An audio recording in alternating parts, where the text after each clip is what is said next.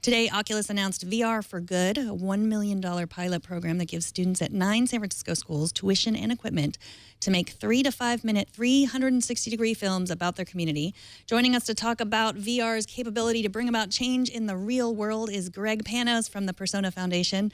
Welcome, Greg. Hi there. It's good to talk to you again. So, yes. What are your thoughts on this Oculus project? Well, it's interesting that the uptake is rapidly ramping towards the future of VR in journalism. And Oculus responds to all the excitement at the film festivals and with the introduction of the Cardboard and the New York Times app, which shows a lot of empathy-driven news stories that are capable in 360 video, is causing the industry to value this sort of journalism. So I guess we should probably, I know some VR purists split hairs about this. It's true. VR versus 360 video. So Oculus is using the term VR, but what they really mean is 360 video. Do you take issue with the difference between the two? Well, you know, back in the 90s, we had the same argument. When Apple introduced QuickTime VR, is what they called it. It was a 360 video just like we have today. And a lot of people that worked in VR argued against it. They said, well, that's not really VR. You have to render it and be able to change your point of view, and stereoscopy needs to be part of that. So the same arguments back in the 90s are still happening today. Luckily today, though, everyone has access to the technology because it's much cheaper. So you can use it however productively you feel. And if people enjoy what you're doing and they feel there's value in it, then the characterization or the classification of it is really moot. Yeah, and there are some people that have fall on the side of the fence where virtual in the term of not actually there in physical space, but there in a digital representation, even if it's just a photo, classifies enough as virtual. It's almost like VR, the terminology is being rewritten right now. You know what I mean? Especially when a company like Oculus, which is at the forefront of a lot of what's going on right now, at least from a publicly visible sense, is calling this that, then it's almost like they're rewriting the term a little bit. But right. Now, one of the things that I just brought up at a conference I spoke at about a week and a half ago is the terminology. We have a unique opportunity nowadays to create new terminology.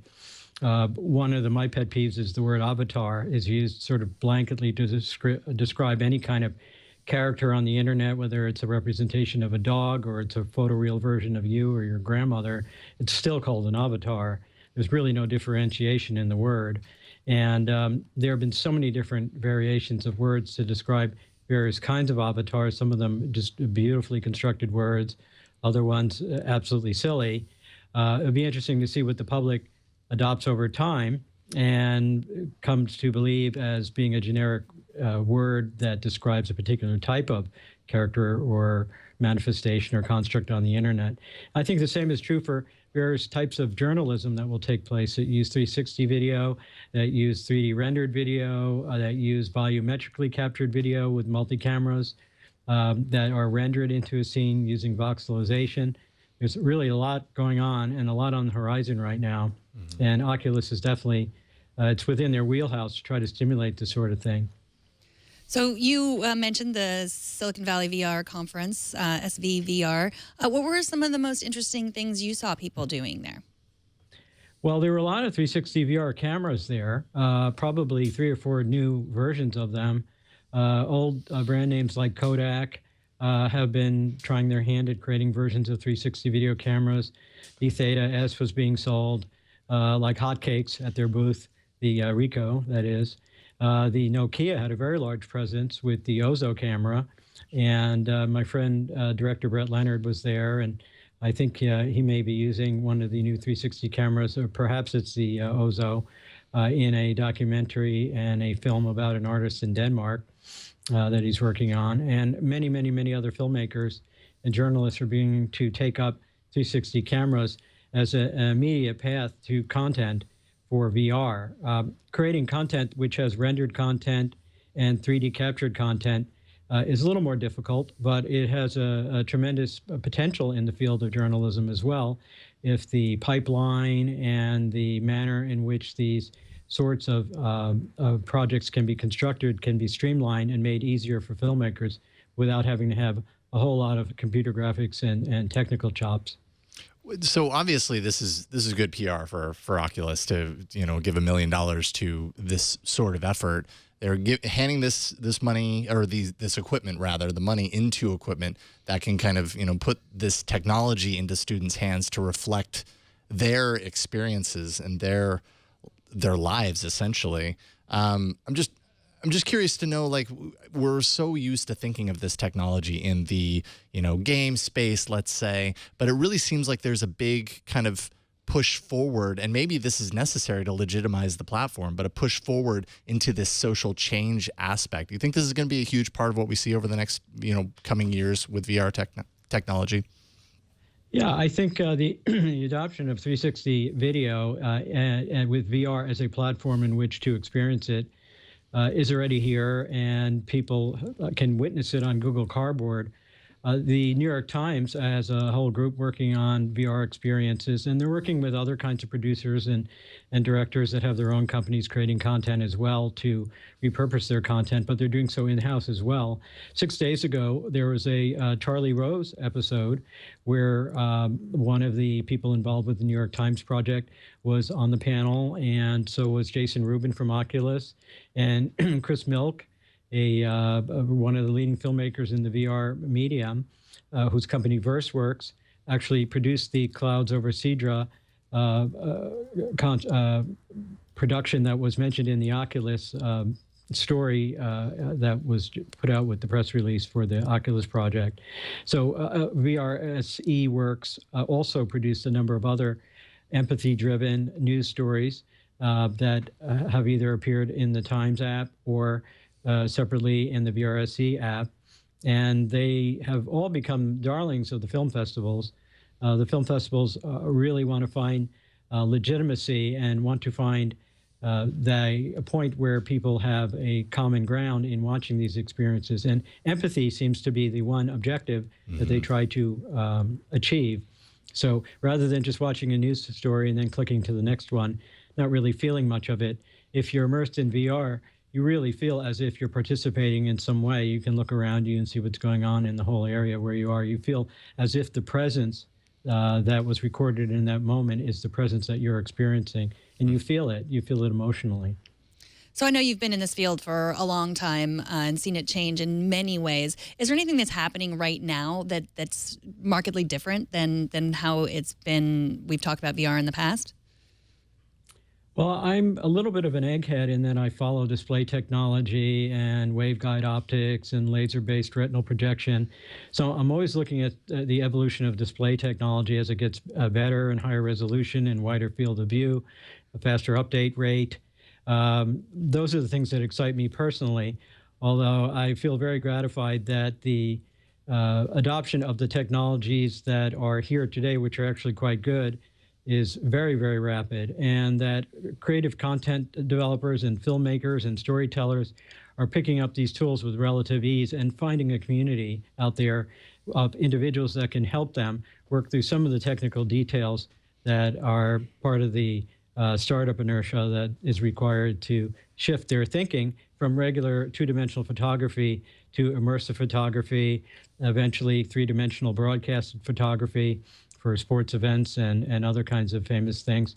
One of the ones that impressed me a lot I saw on the New York Times app was the political campaign trail recently with all the various candidates at their rallies, and they set up a 360 camera, and you could use the Google Cardboard app to actually be at a Bernie Sanders rally or a Hillary rally, and look around and have a look at the people that are there waving flags and really attending the rally. They're not props that were put in there by the media company in order to create a more interesting 360 video. They just happen to be right there, present at the time. And when you watch it, you feel like you're right there as well. Obviously, you can't get in a fight or an argument with anybody. But you can Safer. clap. And you can stand up and scream and all that. You can clap and scream and run around the room. Even though you're seated. Google is actually doing this with its I/O keynote. They're streaming that in 360-degree immersive video. So if you really want to be in the keynote for Google I/O, now you can be. Great. There you go. There's a professor down here at USC. She's a good friend of mine, Noni de la Peña. She's considered the godmother of VR. I love all these familiar associations of VR that have been over the years. So in any case, she led the charge in using VR for immersive journalism, and not just 360 video, but fully rendered characters that are performing various acts and various types of things in the experience that reflect the actual reports of a news report. So she did one about the George Zimmerman shooting, another one about I think it was a soup kitchen or food kitchen or an abortion clinic, where people were being harassed online. And these are actually gamified 3D characters that are designed to be semi-photoreal, that reflect actual people that were interpreted from video footage.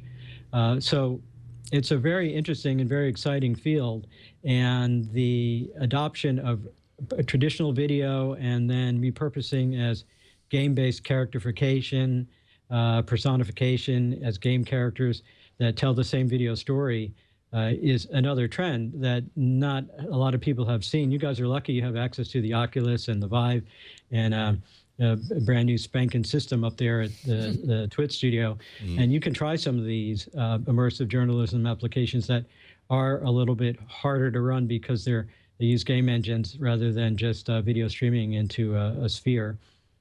A navigable sphere.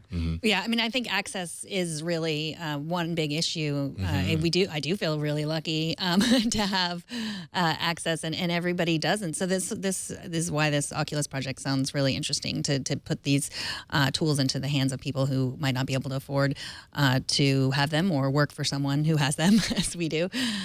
So one of the things I noticed with the Oculus release was that they mentioned a Galaxy S6 and the Gear VR and one of the other 360 cameras.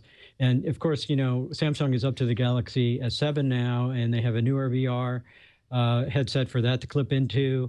And Samsung just came out with a 360 camera of their own.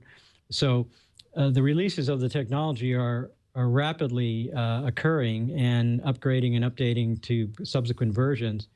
And it's a wonderful opportunity for companies to get rid of their excess inventory, which is really only less than 6 months old since birth. VR is pushing real hard for the adoption of newer and better technologies. So as the inventory grows and the uptake slows for the older tech, they can afford to give this away and get people going. The manner in which they gather their journalism and the like isn't quite different than with the newer technology. So a lot of the production pipelines and ways that they would go about doing that are similar, even with 1 or 2 revs behind. Well, Greg, you and I had a chance to sit down at NAB in Las Vegas last month, and we had a great conversation. I love talking to you. I'll tweet out the link to that, too, if people want to listen to more of Greg's history with VR and what he's been working on. Thanks so much. And where is the best place for people to find you besides the Persona Foundation? Is that the best place? Yeah, if they just Google my name, I have a Wikipedia page, and the Persona Foundation is sort of like a dream R&D think tank that I'd like to put together and have been basically structuring for over a period of time. I believe that the next wave of VR will be a platform for character simulations of all different kinds, starting with photorealistic characters that people add to and craft throughout their lifetime and leave behind as a definitive storytelling construct that will represent them beyond their mortal years. I think everyone will pick up on that at some point. It will become very common in our culture. And for now, we're in the second wave of VR since the 90s. There'll be a third and a fourth, and there probably won't be any gaps in between this time. Yeah. So, I'm excited about where everything is going, and I can be found at a number of conferences that I speak at. I just spoke at Digital Hollywood, and then before that at SVVR about virtual characters. And I have a Flipboard that I can give everybody if they want to see some of the links for that. It's personafoundation.org/avatarism. And that'll take you to a slideshow, and there's a Flipboard link at the end with lots and lots of interesting human simulation-based links or avatar-based links.